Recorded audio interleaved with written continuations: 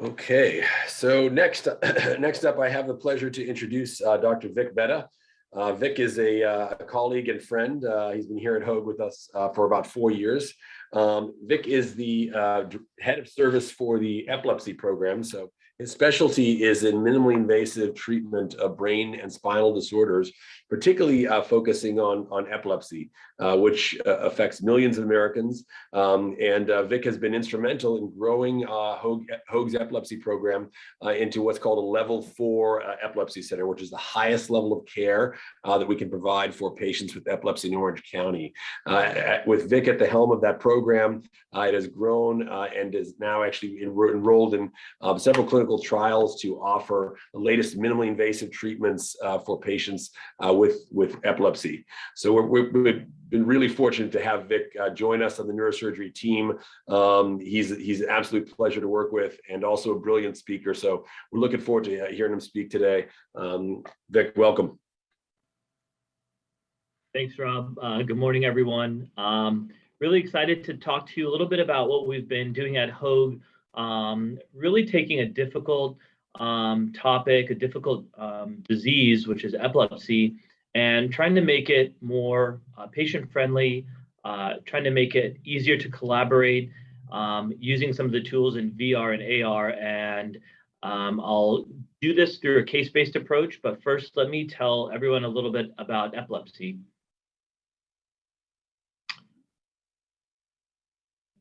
So just some overview of some stats. So epilepsy is the 4th most common neurological disorder worldwide, and about 1 in 25 people has a lifetime risk of having a seizure. Makes up about 1% of the US population has epilepsy, so we're looking at somewhere around 3.5 million people. And in about 2/3 of people, medication alone is going to be sufficient to treat their seizures, but in 1/3 of patients, medications are not going to control their seizures. And these people are going to have several restrictions. They're not going to be able to drive. They may not be able to go to school or hold a job or do public speaking or all of the things that would hold someone back in life.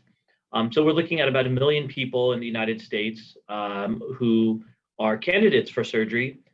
But when we look at the data, we see that in 2019, only about 16,000 surgical cases for epilepsy were done. Epilepsy is one of the few surgical procedures where there is level 1 data, meaning they've done a randomized controlled trial looking at the effectiveness of medication alone versus surgery. And this is the highest quality data we have. So we know surgery for seizure disorders works. We know that there's a huge population of people who can benefit. We know that as people go on with seizures, their seizures tend to get worse and become more difficult to treat. And we know that medications have significant side effects: drowsiness, fatigue, decreased motivation, and all these kinds of things really weigh on patients, and they're a huge burden on our population in the US and really globally. So where are the challenges and opportunities in surgical epilepsy care? Well, the disease is complex. We're dealing with abnormal electrical activity in the brain connected with some type of structural abnormality.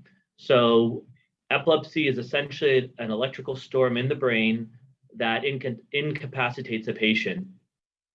This can often involve eloquent areas of the brain. So we're talking about areas that control speech, motor function, sensory function, vision. So the disease itself is very complex.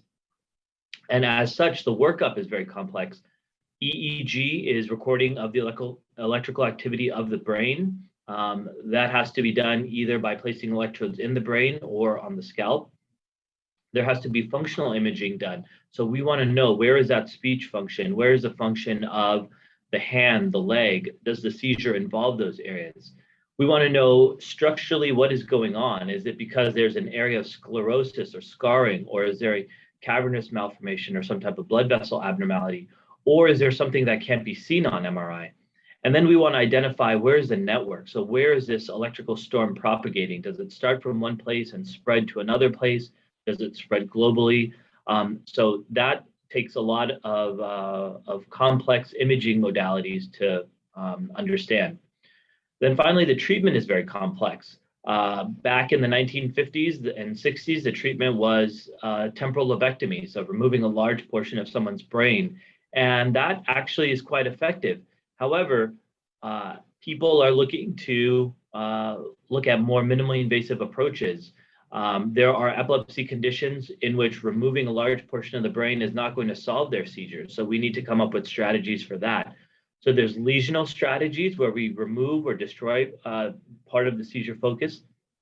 And then there's something called neuromodulation, where we place electrodes around or in the area where the seizures are coming from, or on the vagus nerve, and we try to disrupt those seizure pathways, similar to what a pacemaker does. So neuromodulation strategy. The problem is that the pathway of care is very disintegrated. So from the time you see the patient in the office, when you discuss this in a multidisciplinary fashion with colleagues in neuroradiology, neuropsychiatry, psychology, epileptology, there's no one way to integrate the data. You have data from structural imaging, from EEG, from the semiology, what their seizures actually look like. And we need to integrate all that data. And then finally, getting the case in the OR, using the navigation platforms, using the EEG data real time in the OR to try to come up with a strategy to stop their seizures. So this is one of the reasons why, despite 1 million people being eligible for surgery, we're only doing about 19,000 surgeries a year. So I'm going to get into some cases and describe to you what we deal with on a regular basis and where we see the opportunity for VR and AR to play a role.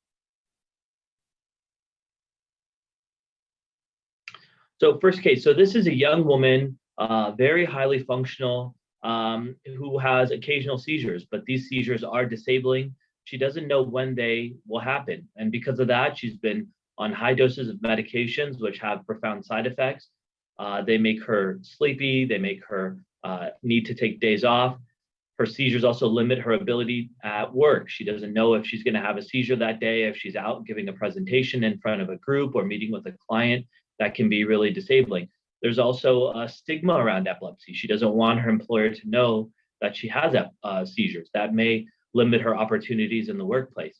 So she came in and we decided to place electrodes in the brain. So what you see here is a skull X-ray, or basically a radiograph of electrodes implanted in her brain. And you can see there are 2 electrodes that go down into the brain, and then a grid of electrodes, which is on the surface of the brain. And using this technique, we mapped out where her seizures are coming from. Now, this is a very young, functional person. In her particular type of epilepsy, the right treatment approach was actually removing the small area of the brain where the seizures are coming from. Now, you can tell by this picture, it's very difficult to explain to her what area we're removing and what are the consequences of doing that. I'll show you next a CT scan. So even using advanced imaging, a CT scan, thin cut, very, very difficult to explain to someone, here is the area of the brain where the seizures are coming from. Here are the electrodes we put on. You can see there's an artifact. And it's very difficult to tell the patient the story about their seizures and convince them that this is the right thing to do. So let's go ahead and play this video, and I'll describe to you a little bit about her clinical condition and then explain how we were able to talk to her about her seizures. So we took the scan that she got and overlaid it with the electrodes and identified the seizure focus in turquoise. And what was particularly relevant in this case was you can see those in darker blue, the white matter tracks, the fiber tracks that lead from the area of her brain that controls her strength and her motor function, that go down into her spinal cord, and you can see where the lesion is. And you can see that there's a little tail of this lesion that actually goes into those fiber tracks. And we had to explain to her how our job was to remove that lesion without disrupting those white matter tracks. We're able to show her how we've placed the grid right over that area of the lesion and how we've identified exactly what boundaries we need to remove. We're also able to show her where the primary motor areas are and how we think that there's a margin of safety where we can remove this lesion, likely cure her of her seizures without causing any type of neurological deficit.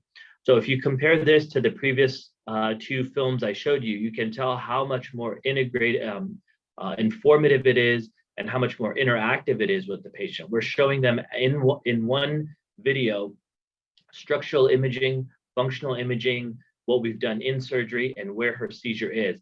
And now she has an understanding about what we're going to do in surgery, what that blue thing is, and why we're describing the risk and benefit profile to her. So a huge, as far as a patient engagement standpoint, a huge leap forward from what we previously had. Also in the conference setting, when we place electrodes in the brain and we're talking in front of our colleagues about proposing a surgery, this makes presentation so much easier rather than overlaying several different types of modalities together and trying to make a story of it. This technology really allows us to present in a very concise fashion and a quick fashion, prove that we're over the seizure focus, and really prove that there's a separation between the seizure focus and the motor function. So let's talk about SEG. So these are, SEG is minimally invasive electrodes placed through little pinpoint holes through the skull into the brain to localize the seizures. So what I showed you there was a grid. So we have to make an open window through the bone, through the skull to place the grids. SEG is a technique that allows us to use a minimally invasive technique to do essentially the same thing. So here's a patient we've placed electrodes in. So you can see on the right-hand side, the contacts, those are drilled through the bone and placed into the brain. On the left-hand side is, again, a skull x-ray showing where relative to the patient's skull the electrodes are placed. And again, it's the same challenge when we're talking to this patient and we're explaining to them, here's where the electrodes are, here's where we see seizure activity, this is what we propose. It's very difficult. We're very limited by the imaging that we currently have.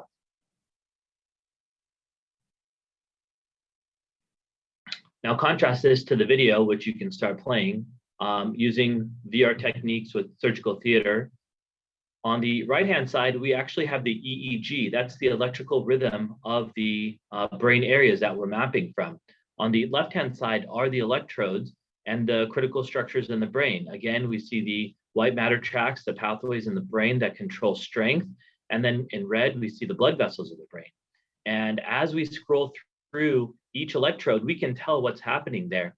And my colleagues and my neurology colleagues, the epileptologists who are specially trained to understand this electrical rhythm, will read this and tell me on this contact at this time, there's a seizure. And together we can look at this video and this overview and understand in much more detail what we need to do and where the seizures are coming from. So again, when we're talking about patient engagement, we sit down with the patient and tell them, this is why we think we need to do the next step in treating your seizures. As far as discussing with our colleagues in conference, this is so integrative. All the data we need, the structural imaging, the functional imaging, where we've placed electrodes, and the EEG data all on one screen, presented in a very efficient fashion, a huge leap forward in how we take care of patients with epilepsy. One of the next case I'll present is something called laser ablation. So the traditional techniques for treating seizures has been removing a portion of the brain. There is now a minimally invasive option called laser interstitial thermal therapy. A small laser fiber about the width of a guitar string is placed into the area of the brain where the seizures are coming from. And under MRI guidance, we're able to ablate or heat up that laser and destroy that bad tissue that's causing seizures. So let's talk about that case for a second. So this is a patient, and for those of us who do epilepsy surgery, this is kind of a screaming picture. We can see on the left-hand side here that one area of the brain called the mesial temporal lobe, where structures including the hippocampus and amygdala arise, are asymmetrically enlarged and different from the other side. For patients who have seizures in this type of scan, this tells us that a minimally invasive laser ablation approach can be highly effective of curing their seizures, up to 85, 90% chance of curing their seizure. The real challenge with this approach is talking to a patient about how the laser fiber works, where we place it, what are the critical structures around this area that are at risk, and I'll show you how VR techniques help us in all of those areas.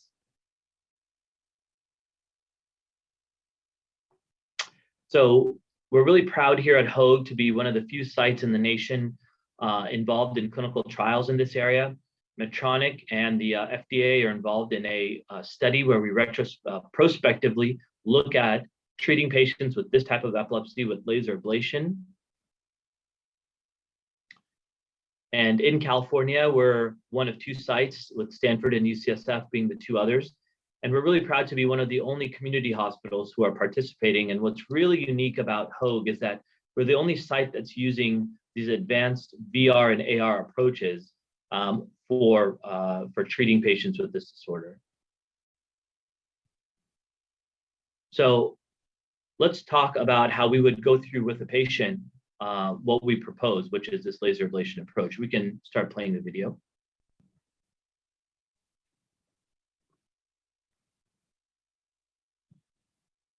So one of the major things in the laser ablation approach is that the visual fiber tracts run immediately above the area where we're going to do the ablation. And one of the challenges is that during surgery, we can actually understand and appreciate where those fiber tracts are running. With laser ablation, we traditionally can't. What we've been able to do, working with our colleagues in neuroradiology and with surgical theater, is map out those visual fiber tracts. And you can see here in purple, that's the area of the brain that the seizures are coming from and we need to get rid of. And in green, you can see the optic fibers, and you can see how intimately close they are. The advantage of, if we can pause the video for a moment.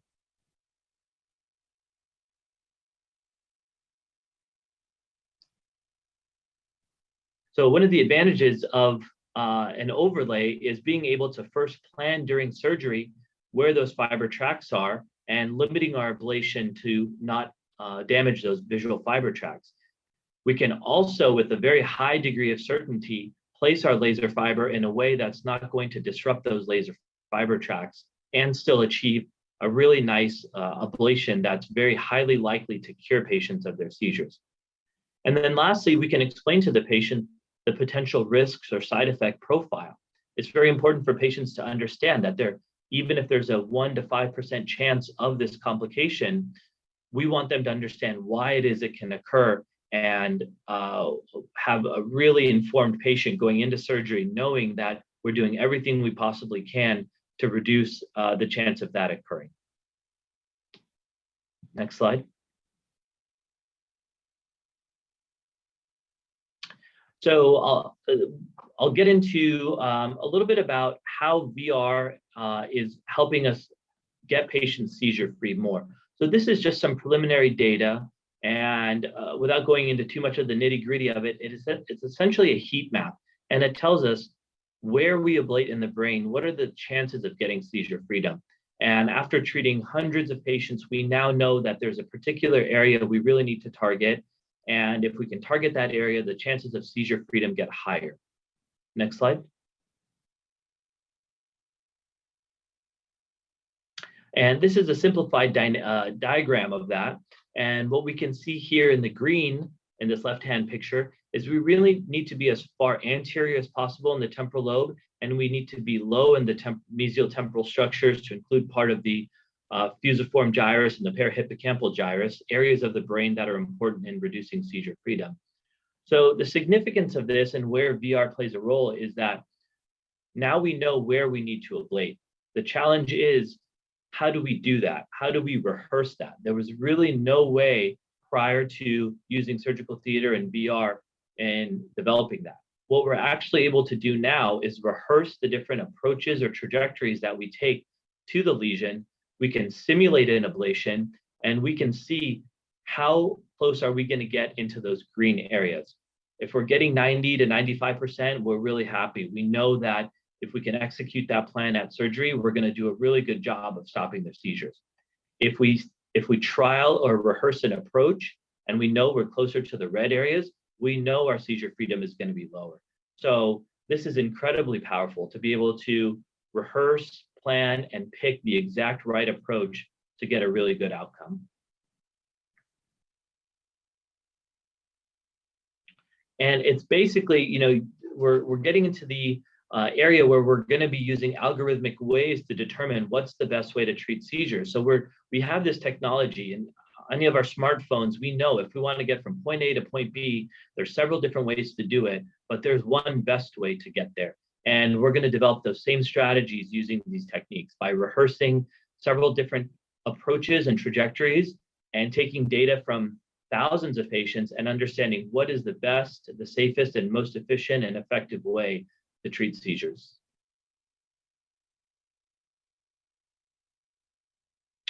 And then finally, let me tell you about a case of some tumors that are associated with epilepsy.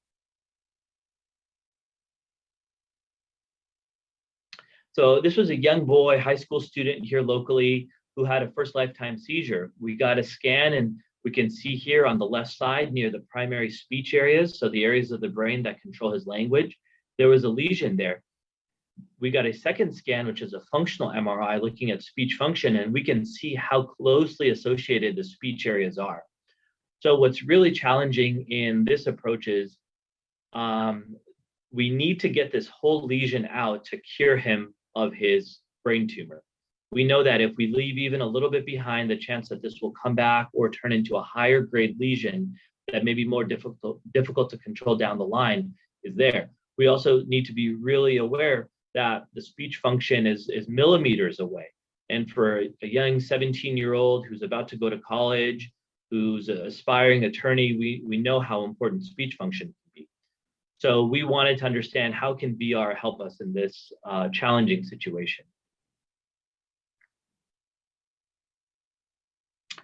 So again, we go to develop our model, and we can play this video.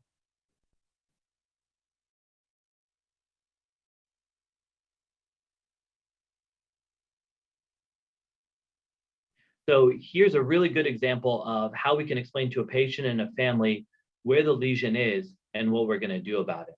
So again, fly through the skull in green, we've painted the lesion, and we can see those visual, language fiber tracks. So the areas of the brain that control the expressive areas of language to the understanding areas of language. So an area in the frontal lobe and an area in the temporal lobe. And by doing this, we can give the family so much more confidence that we're taking every precaution possible to spare speech function, but also maximize seizure freedom, but also long-term tumor control. So a significantly better way of explaining to patients what we're trying to do, and then taking these same scans into the operating room, using the same data that we've used to talk to the patients, using it intraoperatively to guide our resection.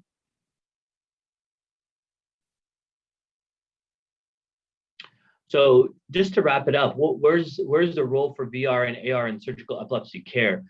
Patient engagement. These patients have an option. The option is to stay on medications the rest of their life.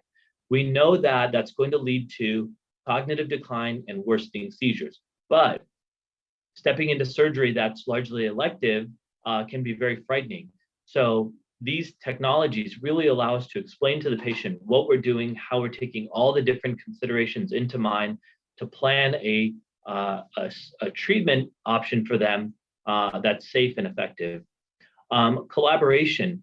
All of these pieces of data I've shown you can oftentimes take 5 to 10 times longer to present in a fractionated fashion, meaning we first show the structural imaging, then we show the functional imaging, then we show the lesional imaging, then we show the phase 2 data or the EEG data.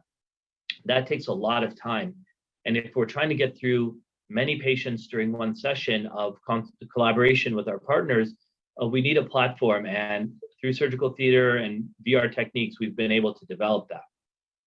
That leads to an integration of the care pathway. So consultation with the patient, discussion with our colleagues in conference, and then a plan in the operating room. Everything is integrated. We have one data set or one platform on which to develop our treatment plan. This improves safety. We can get better outcomes by understanding where the lesion is, relative to those critical structures in the brain, and we can increase our efficiency and effectiveness of surgery. We won't be short of our goal because we're worried about causing a neurological deficit. We understand from that imaging brought into the operating room with our navigation platform that these are the safe areas, and we really need to maximize whether it's ablation, resection, or accurate placement of neuromodulatory devices, that we can push those, the ability to get those in the exact right spot. So we're really excited about the prospects of VR and AR in surgical epilepsy care. This is just scratching the surface. There's so much more work to be done, especially as we get algorithms involved, machine learning about understanding seizure pathways, and really predictive technologies. And this is really the first step. And we're really excited at Hoag to be able to bring some of these technologies to our patients. So much, Vic. Yeah, that was a great talk. I learned so much from listening to you to explain that stuff, and you put it in such a way that kind of even lay people are able to understand kind of how this is beneficial. Do we have any questions here? Let me see.